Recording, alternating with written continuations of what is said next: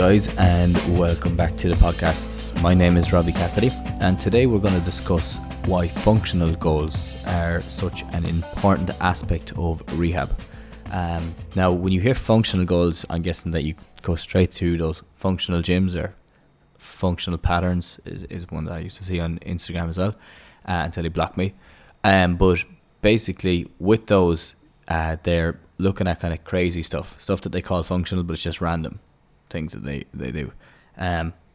But basically, when I look at functional goals in rehab, I'm talking about like movement-based goals, activity-based goals, things that you can see a specific improvement in, as opposed to getting you to just start swinging a sledge randomly or spinning a mace around your head.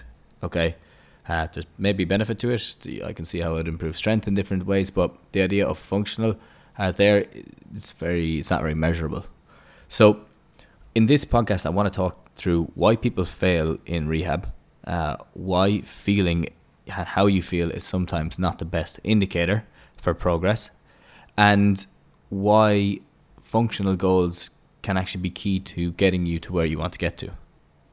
Okay, I'm going to try keep it short enough so I don't go on too many tangents, because I want to just get all the facts or get kind of clear points out there that people can take home and have a better idea of what they need to start working on themselves. So to kick it off, I want to chat a small bit about why do people generally fail in rehab, or that I have seen before. Well, first off, a lot of the times people fail is because they're focused too much on things that are not measurable. Okay, so they're focused too much on things that they can't actually see a difference in, and that may change day to day. Okay, and the thing is, it's a really important part of rehab, in that one of the reasons that I love it is that the body and the mind are so connected that one can influence the other. And if you're focusing just on the mental side of things and subjective side of things, how you feel in that, sometimes you can get lost in the progress that you make. You can lose motivation and you can stop. So by focusing on things that are measurable, it's easier to see change. It's easier to refer back to change. And then you can, I guess it'll keep you disciplined, keep you motivated, and you'll know that you're doing better. Okay. So if you're focusing on the wrong things and things that are not measurable, you don't realize when you're making that improvement. And in turn, then this can cause you to get disheartened, cause you to feel like you are not making any progress at all, cause you to feel like you have to try something different. And you may recognize this feeling especially if you've been dealing with something for a long term. And it actually comes into it more so when you're dealing with things that are long-term or long-term injuries, because you're not generally looking at an acute muscular or structural injury. You're looking at a change to the nervous system as a result of consistent injuries, as a result of different beliefs, as a result of your confidence levels, maybe attitudes you may have, how you work with that area, how you think about it, your subconscious, your conscious. So there's a lot more involved with that. And if you are only looking at if you're looking at mostly things that you can't measure, like how you feel one day, then that can be measured slightly, but in general, not massively, then you'll notice that it won't improve to the level you want it to improve quickly. Okay, because I like to refocus people, and then we can start to get to where they want to then, because it's easier that if you do it that way, it's easier to see change and it's more effective. It's not just easier. What I mean is that you can actually notice change, and that's when you're doing rehab, you want to notice that you're getting better. You don't want to just be doing something randomly for whatever 3 by 30 seconds and hoping that things are getting better. You want to notice that you are getting better. The other reason that people fail in with their rehab, especially with long-term injuries, is that they look for quick fixes, and this is a reliance can come on this then. So like a really quick one is like massages when their back flares up. It's a quick fix. It makes you feel better in the moment, definitely, but you're going to feel a lot of the times the same pain later that evening or the next day. And if you become reliant on every time it kicks up or every time it gets very bad, you go for a massage, well, then it's going to be very difficult to make a long-term change there. It's going to be very difficult to make change to that. Okay, so we need to focus on longer-term plans, okay? And when you do that, then you can see where a massage may fit in here or there along the way. And you may see where foam rolling might fit in along the way. And these quick kind of, I guess quick fixes is probably the easier thing to say for it, is that how they can work into your plan, but they're not your main plan. And then I guess lastly, then the one of the other main reasons that people fail is that because they're looking for quick fixes a lot of the time, they're not consistent with the plan that they have. When they're told it may take 8 weeks, 12 weeks, 24 weeks, whatever it is to get better, they might stick to it for 4 weeks, notice no change or notice very little change, and then they just lose motivation and they drop off. So there's a huge element of discipline involved in rehab and getting to where you want to get to. And if you're not consistent with the plan, it's going to be very difficult to get to that stage. Okay. Now, the next one then, I guess, is like why feeling isn't the best indicator. And I have touched on it just slightly above, but feeling and how you feel is subjective by nature. That's what it is. And why it's not the best indicator for how well you're doing is because your mood changes every single day based on so many other factors. And if we're dictating how well we're doing based off the mood that we have, if you sleep poorly one night because you drank a load of water before you went to bed and you got up and you keep getting up and going to the toilet so your sleep was broken, are you saying that that's going to have an effect on your overall plan? That's going to have an effect on you changing practitioners, stopping a plan because it's not working because you have a lot of pain? Or are you going to actually be disciplined and stick to it? Okay, so feeling isn't the best indicator because it changes so often, and your pain levels are affected because you sleep poorly. Your pain goes through the roof. You stop drinking water and have a poor diet, your pain levels are going to increase. Your activity levels drop, and you're not just getting out for walks, getting any steps in. Your pain levels will increase again. Okay, so your environment has a huge effect on you, and it has a huge effect on the nervous system. And if you are looking for improvements specifically in mood all of the time, this can be, it's very difficult to see change, especially long-term change, especially when you're dealing with something, as I said, that's going on a long time, where you're looking at nervous system and not just the mechanical. So with these things, I guess it can get disheartening when you focus solely on how you're feeling. You may feel bad on a day, you may feel bad for a week, but you could still be improving fairly significantly. And this is something that I often see with clients, is that their goal is that they be able to run a 5K again, and they're noticing that, my pain levels are high here, they're high in this day, and when we reflect on the week, it's like, it was way worse than I thought it was, because we're obviously more likely to remember the negative than the positive. That's just common, or that's just natural, I should say, especially when your sleep is poor. Your body records negative more so than it records positive. But if you are looking back and you're always looking at how you're feeling and you don't have anything to measure that against, I'll say to the client, well, okay, grand, I understand that things are sore and things are painful, but when you jumped on board initially, we could only walk 2K and now we're running 3.5K. So there's a significant improvement made there. We still need to make improvements in pain levels. We still need to make improvements in other areas. But in general, we're moving in the right direction. And it's easy to measure that because I can show, okay, look at that. Like, that's a functional thing. You are now able to run 3K. Well, before you weren't able to do that. Or you're now able to deadlift again. Well, before you weren't able to do that. And these things are very important when it comes to rehab because it refocuses them. They'll say, a lot of the time they'll say, like, okay, things are tough right now, but they're moving in the right direction. But if you're basing everything off of just feeling and how you feel, and as I said, we're more likely to remember negative as opposed to positive, and a lot of the time with these injuries, sleep is a huge part of it. And as I'm saying, lack of sleep, you record your negative more. Well, then you're going to be more likely to say that you're not improving and you're not getting any better because looking back on it, I just feel bad. Okay? So it is important to look at how you can mix the subjective with the objective. And what I mean by that is you want to mix your feeling as well with your functional goals, but you need to have functional goals. It is extremely important. Okay, sometimes, as I said, these issues can take a long time to heal, and the sensitivity can take a long time to turn down because there's a lot of emotional baggage attached to certain injuries.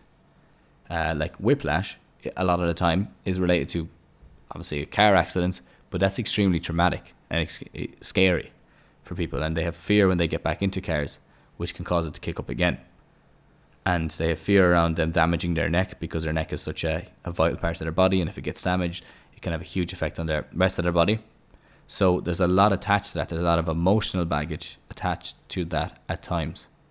Okay, and especially with ongoing things like whiplash, ongoing back pain, ongoing hip or knee pain, there's a lot more attached to it, and shoulder pain I should say as well. With dislocations, you see it often, than just the injury itself. And until you can start to dive in and kind of unpack all that emotional baggage, it's going to stick around. A lot of the pain can stick around a small bit longer than you would expect. So it is important to get in there and to work on that. So that's why I'm saying it takes longer to heal. Having something to look at and look back on is at times the best way of showing improvement and keeping you motivated, keeping you disciplined, and showing you that the plan is working. So subjective can be deceiving. It really can be deceiving. And I think that people need to just look at that a small bit more and see how they've been deceived in the past by the subjective about how they were just focusing on how they were feeling, even though they were making improvements. Did you stop something because you were just feeling like you weren't doing as good as you should have been, but all the objective signs were there to show that you were doing better? Because that's a battle of the mind then. It's like you need to start to control that, control your mind, and see how you can control your emotions as well. And it's a learning phase. This is another really cool part, and the part that I love when I work with clients is the learning and the growth and the evolution of their personality and their identity through this, about becoming more resilient, becoming stronger, having an identity, becoming a fit person again. All of these things come with these functional changes, and then obviously the feeling as well, your subjective changes as well. But if you stop early, you won't see that growth, and you won't get that growth yourself. Okay, so it is important to push on and just have things that you need to take off as you're going through. And really, your practitioner should be setting, if you're working with a professional, should be setting these functional goals as we go through it. Okay, because it does make a huge difference when you can reflect on those goals. You see you smashed them, so you push on. Other than that, then I guess the last thing is, like, why are they important? What can you do, or what can you look at them with? Like, when would you use them? Like, I use them in every injury. I use them with anyone that jumps on board with me, because it's such a good indicator when we jump on a call that I can talk through the progress that they've made, and then we can start to address the feeling as well. We can start to address the subjective as well and see how we can improve on that. But it does keep people anchored, and you can really, it reframes how they see something and how they see a situation, because it can get overwhelming at times. And it happens to me often that a client just like sends me a text and says, like, I don't know what to do, I'm lost, I feel like I'm making no progress. So we jump on a call and we just look at everything that they've done, and we try to get an understanding of why this was so overwhelming at the time. And usually there's other things going on in the background. And if we can control the sort of things, and we can try to control their environment a small bit more, as well as continue with the rehab, then we can make that change. And that's what I love to do. I do love jumping on calls with people. Like, obviously I don't like people struggling. That's not something that I enjoy. But I'm saying I love jumping on calls with people, reframing and really trying to set bigger goals. Anyone that has jumped on board with me, and it's funny, I was talking to a client during the week, her friend hopped on with me, and she said, what was your goal? Two of them were chatting about what their plan was, and she said, my goal was to get a certain level in they wanted to get a certain cycle. It was like, it wasn't a crazy cycle, but it was a nice one. It was like a 50k cycle or something like that, or a 60k cycle. And the client that has been on board with me for a long time basically just told her, like, he's not going to accept that. He's going to make that a lot bigger. He's going to increase that.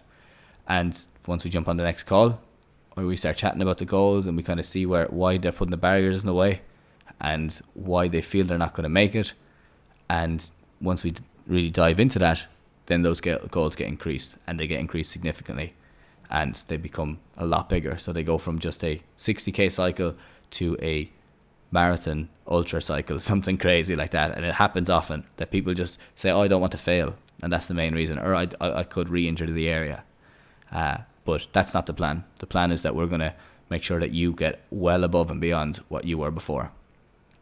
And I said those functional goals are huge in that. They prove the body's improving, they prove the adaptation is happening, and the body will adapt to what it feels it needs. So if you're going to, let's say if you're trying to get back to the gym, and all you're doing is, or sorry, let's use a different example because the gym is may not work as well for this one. If you're trying to get back to football after a shoulder dislocation, and you're struggling to get your arms overhead, well, working on different things like improving your bar hang, working on getting back to pushing weight overhead, throwing a ball off a wall and catching it, being able to do that, watching your weight and measuring and seeing how much you're doing, how long you're spending on the bar when you're hanging on it, how many pull-ups you can do. The body feels it needs that a bit more, so the neurological side of things will change and adapt to that. Okay, so guys, it really is important. Functional goals, I push them, and I put such an emphasis on them because they have a huge impact on the subjective as well. Once you notice that you're starting to make change, and once you can get that into your, there's a lizard, just in case anyone was wondering. Once you notice it, and once you notice that you can start to make a bit of change, and the change is happening, then your motivation will increase, and on top of that, your confidence will increase. If your confidence increases, your body's confidence in itself will improve, your nervous system confidence will improve, your pain will come down, your strength levels will go up, your function will go up, and everything will improve. Okay, so there is a lot more to it than just focusing on the functional side of things. And I should say, I never write off the subjective. I never write off the feelings. I never say, okay, well, let's just focus on functional.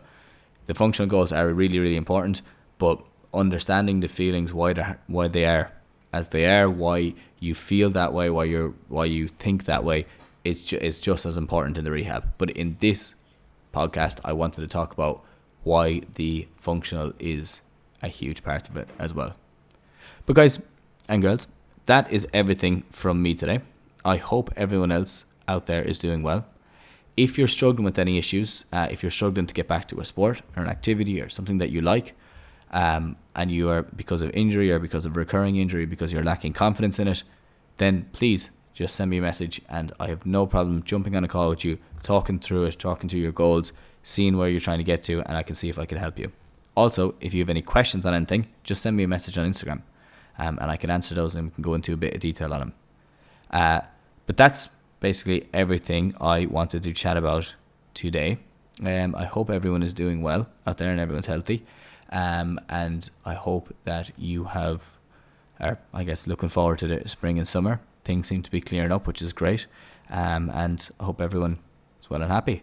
But if you could, guys, please, it goes a long way, I should say as well. I have to say it at the end, but I would love if you could rate this on iTunes. It goes a long way in improving the ranking of the podcast and gets it to more people who are interested in it. It also, because it ranks higher, helps me get better guests on the podcast, so I can provide more, I guess, value to you, more content that you would be interested in, and the higher it ranks, the easier it is to do that. But that's everything from me today, guys and girls. If you could share it on your story, share it with your friends, it all helps. If you know someone who's struggling with an injury, put them in contact with me. I'll do the best I can. But that's everything from me. Last time I'll say it. Hope everyone's doing well. Have a good one.